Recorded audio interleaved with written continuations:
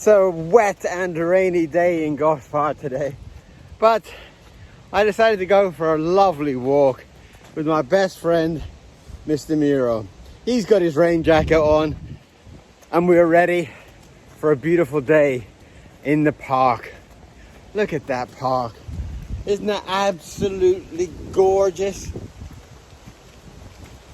And the best thing about taking a dog for a walk is it clears your mind, makes you feel fabulous, and if you might meet some other crazy people in the park and have a chat.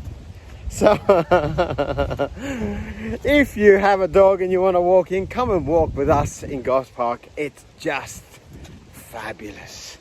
Look at that. Isn't that incredible? Absolutely fantastic. I'll see you later in the park. There you are, more happy, mad people in the park. Definitely. And look at all those happy dogs.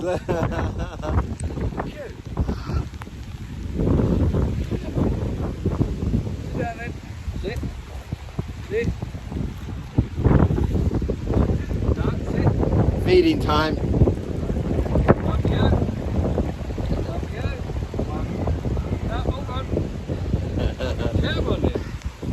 There you go, soaked and happy.